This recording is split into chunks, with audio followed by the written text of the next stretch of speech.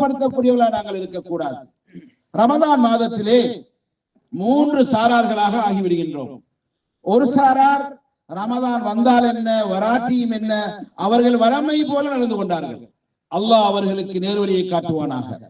இரண்டாவது ஒரு சாரார் அவர்கள் ரமதான் வந்தது, நோன்பு நோட்டார்கள், தொழுகையும் தொழுதார்கள், அமல்கள் செய்தார்கள். ஆனால் அல்லாஹ்விடத்தில் உயர்ந்த அந்தஸ்தை அடைய வேண்டும் என்ற அந்த ஆசை அவர்களுக்கு இருக்கவில்லை. ஊரோடு சேர்த்து நோன்பு நோட்டார்கள், ஊரோடு சேர்த்து நின்று வணங்கினார்கள். அல்லாஹ்விடத்தில் உயர்வை அடைய வேண்டும் என்ற அந்த ஆசை அவர்களுக்கு இருக்கவில்லை. மூன்றாவது ஒரு கூட்டம், அவர்கள் நோன்பு நோட்டார்கள், நின்று வணங்கினார்கள், அல்லாஹ்விடத்திலே ரிலாவை எதிர்பார்த்தார்கள், அல்லாஹ்வின் அன்பை எதிர்பார்த்தார்கள், அல்லாஹ்விடத்திலே உயர்ந்த அடியானாக இருக்க வேண்டும் என்று தங்களை ஏற்படுத்தார்கள். வதூபா வதூபா வதூபா நபிகள் நாயகம் ஸல்லல்லாஹு அலைஹி சொன்னார்கள், இப்படி செய்த மனிதனுக்கு அல்லாஹ் அருள் செய்வான், அல்லாஹ்வுடைய சுபசோபனம் உண்டாகட்டும் என்று நபிகள் நாயகம் ஸல்லல்லாஹு அலைஹி வஸல்லம் தன்னுடைய பொன்மொழியிலே காட்டியிருக்கிறார்கள்.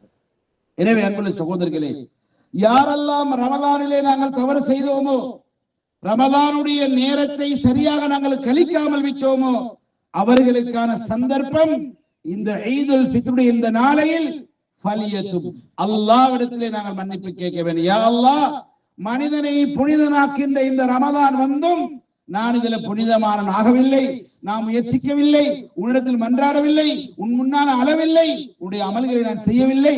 எனவே இந்த ஈதுல் ஃபித்ருடைய நாளையிலேயாவது என்னை மன்னிப்பாயாக என்று கேட்டு அல்லாஹ் இந்த நாளையிலே மன்னிக்க காத்துக் கொண்டிருக்கிறார்.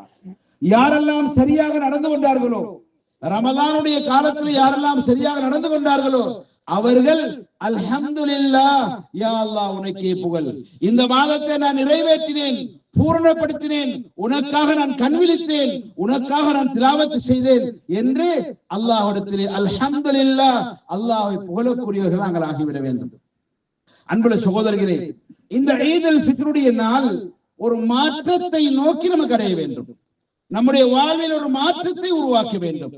இத்தனை வருடகாலம் வாழ்ந்தேன், அல்லாஹ்வுக்கு முரண்பட்டேன், அல்லாஹ்வை கோபப்படுத்தினேன், அல்லாஹ்வுடைய லானத்துக்குள்ளானேன், இதிலே இருந்து நான் என்னை மாற்றிக் கொள்கிறேன். இதற்கு பிறகு நான் அல்லாஹ்வுக்கு மாறு செய்ய மாட்டேன், அல்லாஹ்வுடைய கட்டளை வீணாக்க மாட்டேன், இந்த மார்க்கத்துக்கு அடிபணிவேன் என்ற உச்சகட்ட நம்பிக்கையும் உறுதியையும் நீயத்தை நாங்கள் எடுத்துக்கொள்ள வேண்டும். இதற்கு பிறகு அல்லாஹ்வுடைய அருளை நான் எதிர்பார்ப்பேன். இன்னல்லாஹ லா யுகையிரு கௌமின் ஹத்தா யுகையிரு மா ஃபி அன்ஃபுஸிஹிம். அவர்கள் அவர்களாக மாறாத வரை அல்லாஹ் மாற்றப் போவதில்லை. எனவே நாங்கள் ஒரு உள்ளத்திலே ஒரு ஆழமான நம்பிக்கை எடுப்போம். அல்லாஹ்வுக்கு நான் மாறு செய்ய மாட்டேன், அல்லாஹ்வுடைய கடமைகளை நான் பாழாக்க மாட்டேன், அல்லாஹ்விடத்தில் யாரெல்லாம் சாலிகானவர்களோ அவர்களில் ஒருவனாக நானும் என்னை மாற்றிக்கொள்வேன் என்ற நிலையை நாங்கள் ஆக்கிக் கொள்ள வேண்டும். அன்புள்ள சகோதரிகளே, பெருநாள் என்றால் என்ன? புத்தாடை அணிவது மாற்றும் பெருநாளா? தன்னுடைய குடும்பத்தோடு தன்னுடைய மனைவி மக்களோடு மாத்திரம் நாங்கள் இருப்பது பெருநாளா என்றால் கிடையாது.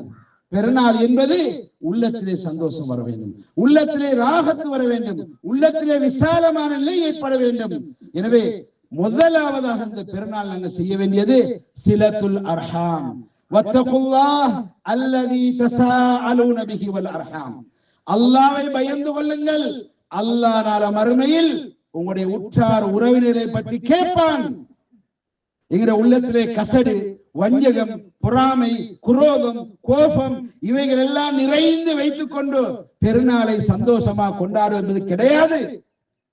எனவே சிலத்துல் அர்ஹாம், உற்றார் உறவினர்களோடு குடும்பத்தோடு மிக நெருக்கமாக நாங்கள் ஆக வேண்டும், ஒற்றுமையாக வேண்டும், அவர்கள் மீது அன்பு காட்ட வேண்டும். மனிதன் என்ற அடிப்படையில் ஒரு பேச்சினாலோ ஒரு செயலாலோ ஏதோ ஒரு வகையில் எம்மால் பிழைகள், தவறுகள், சில குறைகள் ஏற்படலாம். அதை நாங்கள் மன்னிக்க வேண்டும், நாங்கள் மன்னித்து வாழ வேண்டும், விட்டு கொடுக்க வேண்டும், மறக்க வேண்டும், பொறுமை உள்ளவர்களாக எங்களை ஆக்கிக் கொள்ள வேண்டும். எனவே அன்புள்ள சகோதரர்களே, உற்றார் உறவினர்களை வெறுத்து அவர்களை மறுத்து அவர்களுக்கு புறமாக நாங்கள் பெருநாள் கொண்டாடுவது என்பது கிடையாது. எனவே இந்த மஜ்லிஸிலே நாங்கள் எல்லோரையும் நாங்கள் சலாம் சொல்வோம், எல்லோருக்கும் சலாம் சொல்வோம், முசாபா செய்வோம், முஆனகா செய்வோம், மன்னிப்பு கேட்டுக் கொள்வோம். நான் யாருக்கு என்னென்ன அநியாயம் செய்திருக்கிறேன் என்பது எனக்கு தெரியும், அல்லது யார் எனக்கு அநியாயம் செய்தார்கள் அதுவும் எனக்கு தெரியும். எனவே யார் எனக்கு அநியாயம் செய்தாரோ அவரிடத்தில் சென்று இப்படியான நிகழ்வு நடந்தது, மறப்போம், மன்னிப்போம், விட்டுக் கொடுப்போம், சந்தோஷமா வாழ்வோம் என்று இந்த நாளையில் நம்முடைய கல்வை சுத்தமாக்க வேண்டும், நம்முடைய கல்வை அழகாக்க வேண்டும். எனவே குடும்பத்தை சேர்ந்து வாழ்வது என்பதுதான் பெருநாளாக இருக்கின்றது. தன்னுடைய மனை மக்களோடு புத்தாடை அணியும் பொழுது அக்கம் பக்கத்திலே இருக்கின்ற உறவுகள், பக்கத்து வீட்டார்கள் ஒரு முஸ்லீம் என்ற வகையிலும் கூட அவருடைய நிலைமையை நாங்கள் பார்க்கிறோம். என்னால் ஒருவர் இந்த பெருநாளிலே சந்தோஷம் ஏற்பட வேண்டும், மகிழ்ச்சியாக இருக்க வேண்டும். எனவே அன்புள்ள இஸ்லாமிய சகோதரர்களே, நபிகள் நாயகம் ஸல்லல்லாஹு அலைஹி வஸல்லம் இந்த உலகத்திலே 600 கோடி முஸ்லீம்கள் வாழ்கிறார்கள் என்று சொன்னால் இதை நபிகளால் வாளால் பரப்பவில்லை, தன்னுடைய அதிகாரத்தால் பரப்பவில்லை. அவர்கள் அவருடைய அழகான பண்புகளை வெளிப்படுத்தினார்கள், பரப்பினார்கள். உலகமே இன்றைக்கு இஸ்லாமாக இருக்கின்றது. எனவே என்னால் ஒரு மனிதன் நேர்வழிய வேண்டும், என்னால் ஒரு மனிதன் சந்தோஷமா வாழ வேண்டும், என்னால் ஒரு மனிதனுடைய ஈமான் உறுதியாக வேண்டும் என்ற வகையில் நம்முடைய வெளிரங்கமான செயற்பாடுகள் எல்லாம் மாறுவது கடமையாக இருக்கின்றது. எனவே அன்புள்ள இஸ்லாமிய சகோதரர்களே, இந்த நாளையில் அல்லாஹ் விரும்பக்கூடிய இந்த நாளையில் நாம் உண்டாலும் அதுக்கு நன்மை, நாம் பருகினால் நன்மை, நாம் சிரித்தாலும் நன்மை, நாம் எதை சாப்பிட்டாலும் அதுக்கு நல்ல நன்மை கொடுக்கிறார். அல்லாஹ் விரும்புகின்ற இந்த நாளையில் அல்லாஹ்வுக்கு நாங்கள் மாறு செய்யக்கூடாது. பிரமத கலாச்சாரங்களை போன்று எம்முடைய பெருநாளை நாங்கள் கொண்டாடக்கூடாது. இந்த நாளையில் எவ்வாறு நம்ம சில சகோதரர்கள் எப்படி என்றால், இந்த ரமதானில் சம்பாதித்த அனைத்து நன்மைகளையும் இந்த பெருநாளிலே அழித்து விடுவார்கள். இன்றைக்கு சிலர் சூதாடுவார்கள், மது அருந்துவார்கள், சாராயம் குடிப்பார்கள், சண்டையிடுவார்கள், சச்சரவை செய்வார்கள், குழப்பம் பண்ணுவார்கள். இதுதான் பெருநாள் என்று நினைக்கக்கூடிய சமூகம் நம்மிலே இருக்கின்றது. இது பிற மத கலாச்சாரத்துடைய பண்பாடுகள், பிற மதத்துடைய பண்பாடுகள். நாங்கள் முஸ்லீம்கள், முஸ்லீம் என்றாலே ஈடேற்றமானவர்கள், யாருக்கும் தொல்லை கொடுக்க மாட்டார்கள், துன்பம் கொடுக்க மாட்டார்கள். இந்த பெருநாளை யாரு தந்தாரோ அவன் சொல்வதன் பிரகாரம் இந்த பெருநாளை நாங்கள் கழிக்கக்கூடியவர் இருக்க வேண்டும். அன்புள்ள சகோதரர்களே, சிலத்துல் அர்ஹாம் குடும்பத்தோடு சேர்ந்து வாழ்வதில் முதலாவதாகத்தான் பெற்றோரை நாம் பார்க்க வேண்டும். இன்று எத்தனையோ பேர் நாங்கள் குதூகலமாக வாழுகின்றோம், எம்முடைய பெற்றோர்கள் கஷ்டப்படுகிறார்கள், சிரமப்படுகிறார்கள். சரியான சுவையான ஒரு உணவு கிடையாது, விருப்பமான ஆடை கிடையாது, ஒதுக்கப்பட்டவர்களாக இருக்கிறார்கள். எனவேதான் நபிகள் நாயகம் ஸல்லல்லாஹு அலைஹி சொன்னார்கள், பெரும் பாவங்களில் ஒன்று உங்களுடைய பெற்றோரை நீங்கள் கவனிக்காம விடுகின்றது. இன்றைக்கு எத்தனை வீடுகளில் மாளிகைகளாக எல்லாம் நிறைந்த வீடுகளாக நம்முடைய வீடுகள் இருக்கின்றது. ஆனால் நம்முடைய பெற்றோர் இருக்கின்ற வீடு ஒரு குடிசையாக இருக்கின்றது, ஒரு ரூமாக இருக்கின்றது, வசதி இல்லாத இருக்கின்றது, ஒதுக்கப்பட்ட ஒரு பெற்றோர்களாக இருக்கின்றார்கள். நபிகள் நாயகம் ஸல்லல்லாஹு அலைஹி வஸல்லம் சொன்னார்கள், பெற்றோர்கள் இருந்து ஒருவன் சொர்க்கம் போவலையா அவன் நாசமா போட்டவன் சொன்னார்கள். வகலா ரப்புக அல்லா தஅபுது இல்லா இய்யாஹ் வபில் வாலிதைனி இஹ்சானா. அல்லாஹ் தௌஹீதை சொல்கிறான், அல்லாஹ்வை வணங்குங்கள் என்று சொல்லுகிறான். அதற்கு அடுத்ததாக அல்லாஹ் சொல்லக்கூடிய விஷயம், உங்களுடைய பெற்றோரை நீங்கள் கவனித்துக் கொள்ளுங்கள். இன்று எத்தனையோ பெற்றோர்கள் கண் வடிக்கின்றார்கள், மகன் பார்ப்பதும் இல்லை, மகள் பார்ப்பதும் இல்லை, குடும்பத்திலே பார்ப்பதும் இல்லை. ஒரு முசாபிருக்கு உணவளிப்பதை போன்று, ஒரு சாவப்போற ஒரு ஆளுக்கு எதுக்கு இவ்வளவு கொடுக்க வேண்டிய நினைப்பை போன்று ஏனோ தானோ என்று கவனிக்கின்றார்கள்.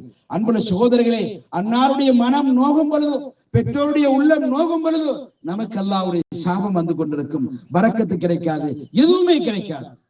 எனவேதான் குடும்பங்களை சேர்ந்து வாழுகின்ற விஷயத்தில் நபி ஸல்லல்லாஹு அலைஹி சொன்னார்கள், உங்களுடைய ஆயுள் விசாலம் வேணுமானா இருந்தால், உங்களுடைய ரிஸ்கிலே விசாலம் வேணுமானால் நீங்கள் குடும்பத்தோடு சேர்ந்து வாருங்கள். உங்களுடைய வயதிலே அதிகம் ஏற்பட வேண்டும் என்று இருந்தால், பரக்கத்து நிறைய வேண்டுமாக இருந்தால் நீங்கள் பெற்றோரை கவனித்துக் கொள்ளுங்கள். சொர்க்கம் போவதற்கும் பாவங்கள் மன்னிக்கப்படுவதற்கும் குடும்பத்தோடு சேர்ந்து வாழ்வது, பெற்றோரை கவனிப்பது மிக பிரதானம் என்று நபிகள் நாயகம் ஸல்லல்லாஹு அலைஹி வஸல்லம் சொல்லியிருக்கிறார்கள்.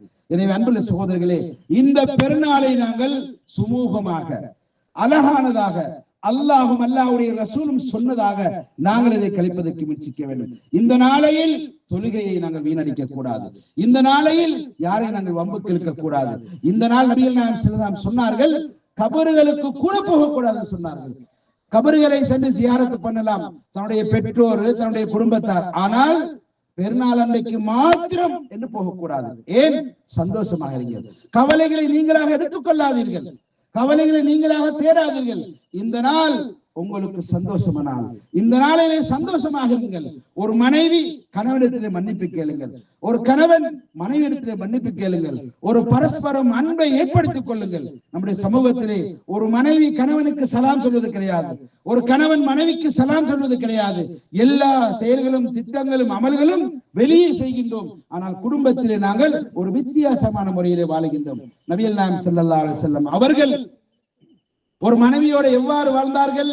நபிகளார் மரணிக்கும் போது அவர்கள் தொழுகையில் இருக்கவில்லை, உம்ரா செய்து கொண்டிருக்கவில்லை, ஹஜ் செய்து கொண்டிருக்கவில்லை. அவர்கள் மரணிக்கும் பொழுது மனைவியின் மடியிலே மரணிக்கிறார்கள்.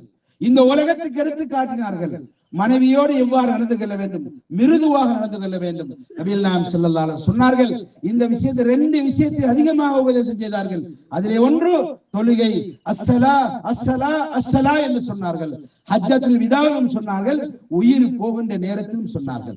அதே விஷயத்தை தான் ஹஜ்ஜத்துல் விதாவிலும் சொன்னார்கள், உயிர் போகின்ற நேரத்திலும் உங்களுடைய பெண்கள் உங்களுடைய அமானிதம் அமானிதம் அமானிதம் என்று அடித்து ஆழமாக சொன்னார்கள். எனவே அன்புள்ள சகோதரர்களே, நாங்கள் மார்க்கத்தை படிக்க வேண்டும், ஈமானை படிக்க வேண்டும், இஸ்லாத்தை படிக்க வேண்டும். நம்மிடத்தில் இருக்கிற பிதாத்தான குராஃபத்தான மார்க்கத்தில் சொல்லப்படாத விஷயங்களை அள்ளி எறிந்து அல்லாஹ்வும் அல்லாஹ்வுடைய ரசூலும் காட்டிய முறையில் நம்முடைய தொழுகை, நோன்பு, ஜக்காத்து, இதர வணக்கங்கள், குடும்பம், கொடுக்கல் வாங்கல், இவைகளை நாங்கள் மேம்படுத்திக் கொள்ள வேண்டும், புதுப்பித்துக் கொள்ள வேண்டும். எல்லாம் அல்லாஹ் சுப்ஹானஹு வ தஆலா நம் அனைவருக்கும் அருள் புரிவானாக. யா அல்லாஹ், இந்த ஈதை புரிந்து கொள்வாயாக, இந்த நாளில் எங்களுக்கு மன்னிப்பு வழங்குவாயாக, இந்த நாளில் எங்களுக்கு ரஹ்மத் செய்வாயாக, நீ பொருந்துகின்ற வகையில் இந்த ஈதை கழிப்பதற்கு எங்களுக்கு அருள் செய்வாயாக. வல்ஹம்துலில்லாஹி ரப்பில் ஆலமீன்.